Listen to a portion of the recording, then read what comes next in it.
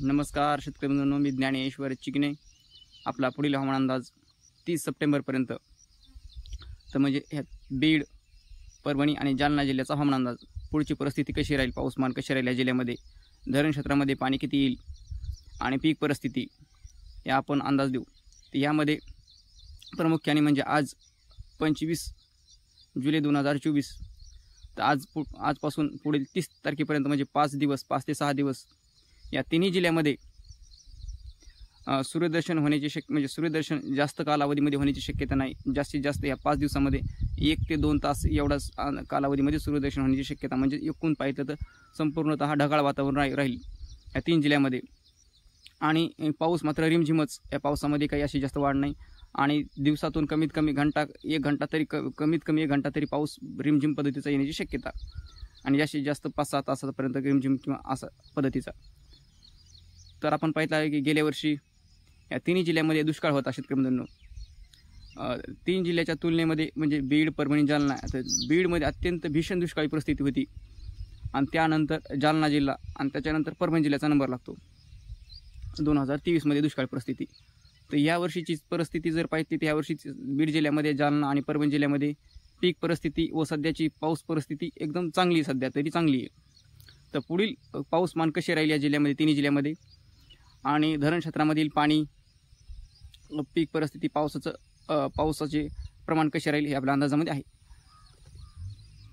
तर आजपासून तर आपण 30 तारखेपर्यंत अंदाज दिलेलाच आहे. तर पुढे ऑगस्टपासून 1 ऑगस्ट ते 4 ऑगस्टच्या दरम्यान या तिन्ही जिल्ह्यामध्ये पाऊसमान अत्यंत कमी होईल.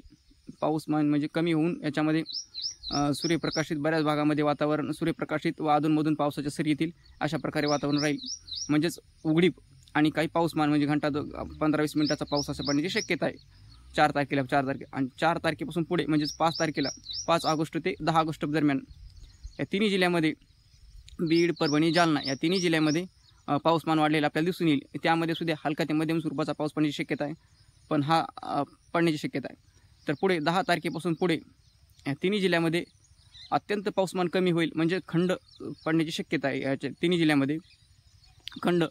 तर त्या खंडाच्या कालावधीमध्ये म्हणजे 10 ऑगस्टपासून ते 5 सप्टेंबरपर्यंत म्हणजे 20 ते 25 दिवसाचा, जास्तीत जास्त समजा 30 ऑगस्टपर्यंत खंडाची शक्यता. म्हणजे 20 दिवस ते 20 ते 25 दिवसाची खंडाची शक्यता आहे ह्या पुढच्या महिन्यामध्ये, ऑगस्टमध्ये.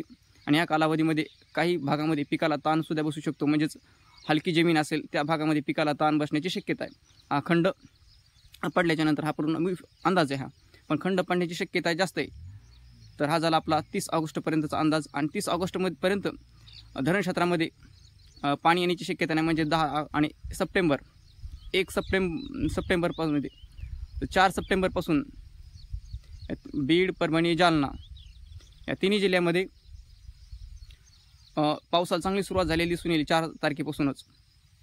तर 4 सप्टेंबर ते 14 सप्टेंबर दरम्यान या तिन्ही जिल्ह्यामध्ये मध्यम तर काही ठिकाणी जोरदार सुद्धा स्वरूपाचा पाऊस पडण्याची शक्यता आहे. तर त्यामध्ये 1 दिवस आड किंवा 2 दिवसांनी म्हणजे कधी 2 दिवस सारखा पाऊस याप्रमाणे पडेल या तिन्ही जिल्ह्यामध्ये. आणि त्याच्यानंतर 14 तारखेच्या नंतर 14 ते 22पर्यंत या तिन्ही जिल्ह्यामध्ये अत्यंत पाऊसमान कमी होईल. म्हणजे 14 सप्टेंबर ते 22 सप्टेंबरच्या दरम्यान अत्यंत पाऊसमान कमी होईल. व 22 सप्टेंबर ते 5 ऑक्टोबर या कालावधीमध्ये या तिन्ही जिल्ह्यामध्ये धो पाऊस पडेल. या कालावधीमध्ये परतीचा पाऊससुद्धा असेल एक असा अंदाज आहे. म्हणजे 22 सप्टेंबर ते 5 ऑक्टोबरच्या दरम्यान परतीचा पाऊससुद्धा आपल्या राज्यामध्ये प्रवेश करेल. आणि 5 ऑक्टोबरपर्यंत या तिन्ही जिल्ह्यामध्ये पाऊस राहण्याची शक्यता आहे 5 ऑक्टोबरपर्यंत. आणि परतीचासुद्धा असेल एक अंदाजा. तर त्यामध्ये ह्या पाऊसमानामध्ये म्हणजे ऑगस्टमध्ये तर सप्टेंबरमध्ये तर पाऊसमान चांगला राहील. पण सप्टेंबरच्या पाऊसमानामध्ये आपल्या त्या तिन्ही जिल्ह्यामधून एक गोदावरी गेलेली आहे. गोदावरी मोठी नदी आहे महाराष्ट्रातून. त्यामध्ये ह्यांच्या बंधारे भरतील का व धरण क्षेत्रामध्ये उपनद्या त्यामध्ये पाणी येईल हा प्रश्न महत्त्वाचा आहे. कारण ह्या तिन्ही जिल्ह्यामध्ये ऊस उत्पादक शेतकरी प्रामुख्याने जास्त प्रमाणामध्ये आहे आणि मोठा सुद्धा आहे. तर त्या तिन्ही जिल्ह्याची बंधाऱ्याची स्थिती, काही बंधारे म्हणजेच वरचे जे बंधारे आहेत बीड आणि जालना जिल्ह्याचे बंधारे जवळपास ते 80-90 किंवा 100% भरण्याची शक्यता आहे. आणि खालचे जे बंधारे आहेत जालना जिल्ह्याच्यापासून खालचे ते बंधारे मात्र सर्व भरण्याची शक्यता आहे. वरचे बंधारे आहे थोडे कमी व खालचे बंधारे थोडी जास्त भरण्याची शक्यता.